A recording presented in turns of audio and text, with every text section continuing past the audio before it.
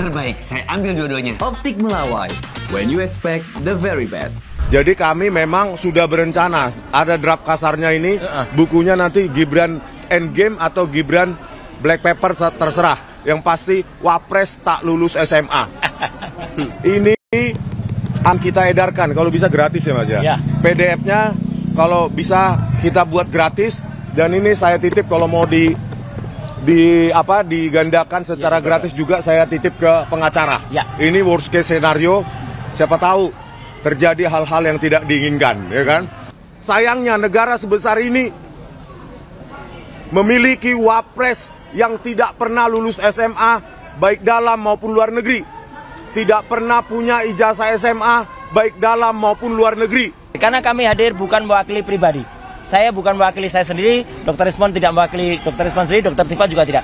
Kami mewakili seluruh rakyat Indonesia yang menginginkan perubahan atas negeri ini. Ya, negeri ini sudah lama lebih dari satu dekade mengalami suatu rezim yang sangat jahat, sangat bengis, dan utamanya adalah apa? Yang telah menggunakan segala cara, menggunakan segala daya, termasuk ada penggunaan ijazah palsu yang kemudian tidak berani terbongkar sampai dengan sekarang. Dan kami ini juga untuk menegakkan kebenaran. Jangan sampai Pak Prabowo Subianto sebagai presiden yang ada sekarang mengulangi kesalahan yang dilakukan pada rezim yang lalu yang telah mempidanakan ya dua anak bangsa, yaitu Bambang Trimulyono dan juga Gus Nur. Ya, masa rela Pak Prabowo malah menambah dengan angka saktinya. Pak Prabowo kan suka angka 8, ya. Masa di rezim Pak Prabowo tambah 8 lagi yang akan dipidanakan. Itu kan sungguh luar biasa, ya. Dan saya tahu ini mungkin bukan kesalahannya Pak Prabowo, tapi ini adalah kesalahan dari orang-orang yang ada sekitar Pak Prabowo untuk membusukkan presiden. Jadi sekali lagi kami hadir atas nama rakyat Indonesia untuk melakukan ini, dan kami menyatakan bahwa ini kami tahu bahwa kami akan dikriminalisasi. Dan kenapa kami tahu? Karena apalagi setelah saya, Dr. Rismon dan Dr. Tifa itu udah merencanakan akan menerbitkan buku yang kedua. Buku yang kedua judulnya ada Gibran Black Pepper. Dan itu terbukti dengan saya pulang minggu yang lalu dari Sydney dan membuktikan bahwa Gibran memang tidak punya ijazah SMA. Ya, SMA-nya tidak hanya SMA luar negeri, tapi bahkan kalau diserahkan dalam negeri. Dan ini yang semakin buat panik. Dan kemudian justru ini adalah langkah kita untuk semakin menegakkan kebenaran. Saya kira itu, dan nanti Dr. Rismon akan menunjukkan apa yang sudah kami rencanakan. Dan insya Allah dengan doa dari teman-teman semua, dengan memohon ridho kepada Allah Subhanahu Wa Taala, ayo kita tegakkan kebenaran di negeri ini. Merdeka! Merdeka! Terima kasih. Wassalamualaikum warahmatullahi wabarakatuh. Berarti sudah siap. Ada, nanti buktinya kita berangkat. Tapi bawa buktinya sudah ada. Yuk, yuk. Sangat siap ya Mas. Siap, ya? yuk. Makasih, Pak Rismon. Ya. Pertanyaannya apa? Siap nggak Bang nih pemeriksaan ini Bang? Masalah siap atau enggak, ya harusnya penyidik yang harus lebih siap untuk menuduh kami mengedit atau merekayasa. Ya, mana yang kami rekayasa? Kalau itu tidak terbukti, nanti saya berencana untuk menuntut kepolisian sebesar 126 triliun rupiah. 1 tahun anggaran kepolisian. Jadi jangan sampai tuduhan itu adalah tuduhan tanpa basis ilmiah. Apa yang kami lakukan, ada itu namanya ilmunya, ya digital image processing. Jangan sampai ilmu tersebut jadi ilmu terlarang. Memproses citra digital atau video digital bukan berarti merekayasa atau mengedit. Itu berbasis algoritma, ya. Yang kedua, saya yakin kecepatan penanganan atau penersangkaan ini berketepatan dengan memang gerilya kami dalam membongkar, ya, terutama kepulangan dari Pak Rosuryo dari Sydney. Jadi kami memang sudah berencana, ada draft kasarnya ini, bukunya nanti Gibran Endgame atau Gibran Black Pepper terserah. Yang pasti Wapres tak lulus SMA. Data itu kami dapatkan dari mana? Dari Ditjen Dikdasmen sendiri dan temuan faktual yang ditemukan oleh Pak Rosuryo.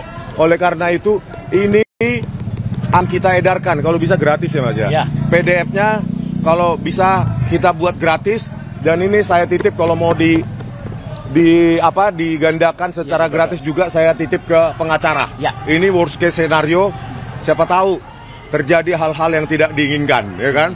Oleh karena ini foto aja, fotokopi semua, atau saya bagikan nanti PDF gratisnya secara cuma-cuma untuk seluruh rakyat Indonesia, bahwa kita sayangnya negara sebesar ini memiliki wapres yang tidak pernah lulus SMA baik dalam maupun luar negeri.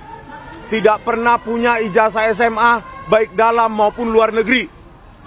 Apa yang dia tempuh adalah, ini menurut Dirjen Dikdasmen, sekolah di Orchid Park Secondary School sampai kelas 10 atau kelas 1 SMA, dilanjutkan dengan diploma di UTS Insert.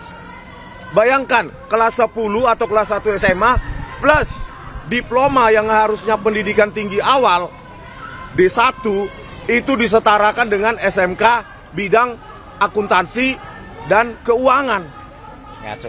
Artinya apa? Itu kan ekivalensi yang sangat fatal. SMA kelas 1 plus diploma setara dengan SMK. Berarti wapres kita ini tak pernah lulus SMA dan tidak pernah lulus atau tidak pernah punya ijazah SMA. Oleh karena itu, Pak Prabowo Subianto jangan sampai ini menjadi dibawa ke arena politik. Kami peneliti, kami berhak meneliti dokumen publik. Kenapa dokumen publik? Karena Joko Widodo pernah menggunakan ijazah itu sebagai presiden, di samping gubernur maupun wali kota. Oleh karena itu, ini untuk kalian, nanti bisa digandakan, saya titip ke pengacara saya, dan filenya minta ke pengacara saya nanti. Sebarkan seluas-luasnya, dan itu gratis untuk kalian rakyat. Terima kasih. Baik. Bang Gufroni selaku LBHP Muhammadiyah yang terlibat. Silakan, Bang. Dari Muhammadiyah. Dr. Tifa sudah masuk. Dan tadi terima kasih juga untuk para purnawirawan TNI, purnawirawan pejabat yang ada di sini juga. Pak Gufron silakan. Terima kasih teman-teman semua. Hari ini kami dari LBH AP Pimpinan Pusat Muhammadiyah telah secara resmi menjadi kuasa hukum dari Bapak Dr. Roy Suryo dan Bapak Dr. Rismon Syarifat dan tentunya beberapa yang lainnya. Dan insya Allah kami akan menjalankan tugas sebagai kuasa hukum dengan sebaik-baiknya, dengan mengutamakan kredibilitas, integritas, dan tentu saja niat kami menjadi bagian dari kuasa hukum adalah semata-mata ingin Indonesia terbebas dari pengaruh oligarki dan kekuatan dari Joko Widodo. Dan kami merasakan sendiri bahwa persoalan ini memang tidaklah kemudian ini dibawa ke ranah hukum yang kemudian menetapkan 8 orang tersangka. Dan kami melihat bahwa ini ada ketidakadilan hukum di negeri ini yang masih langka. Oleh karenanya maka kami LBH Muhammadiyah atas dasar perintah atau instruksi dari pimpinan untuk melakukan pendampingan terhadap tersangka yang sedang dizolimi pada hari dinas seterusnya. Terima kasih dari kami. Wassalamualaikum warahmatullahi wabarakatuh. Ada pertanyaan kalau ada? Sebelum ini dilayani oleh Pak Roy kalau ada pertanyaan sama Pak Rismon.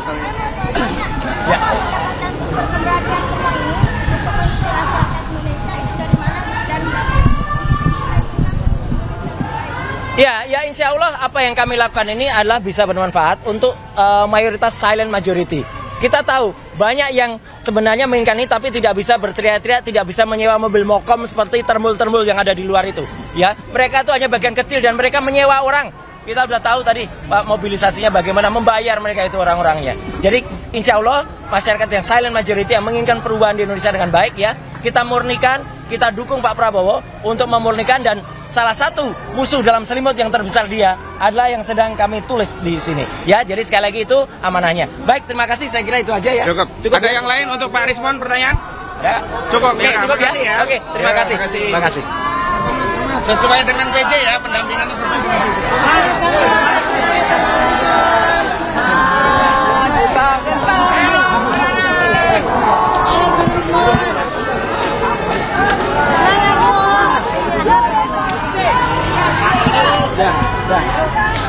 Ya, pemirsa, itulah tadi sejumlah pernyataan yang dilontarkan dari pihak Roy Suryo CS. Ini ada dari tim kuasa hukum Roy Suryo, ada Ahmad Kozinuddin yang meyakini bahwa hari ini kliennya yakni Roy Suryo tidak akan ditahan oleh pihak kepolisian. Kemudian juga dari kuasa hukum Roy Suryo lain ada Petrus Celestinus yang mengatakan meskipun penyidik memiliki ratusan bukti ataupun ahli, penyidik juga harus tetap mempertimbangkan bukti-bukti yang dibawa oleh pihak Roy Suryo Ismon Sianipar ataupun dari Dr. Tifa. Kemudian juga tadi Roy Suryo menyampaikan hadir bersama kuasa hukum dan juga para simpatisan yakni mama supporter dan juga dari pihak Muhammadiyah begitu, dan mengucapkan terima kasih atas kebersamaan mereka mewakili seluruh rakyat Indonesia ingin menegakkan kebenaran. Dan sempat disampaikan jangan sampai presiden sekarang Prabowo Subianto mengulangi kesalahan presiden yang lalu. Kemudian juga tadi Rismon Sianipar menyampaikan jika tuntutan yang dinyatakan kepadanya dan kepada Roy Suryo CS lain ini tidak terbukti, tuduhannya tidak terbukti, ia akan menuntut sebesar 126 triliun rupiah.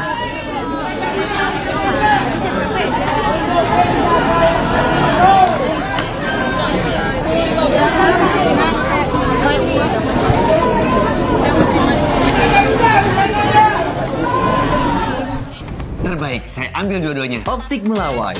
When you expect the very best.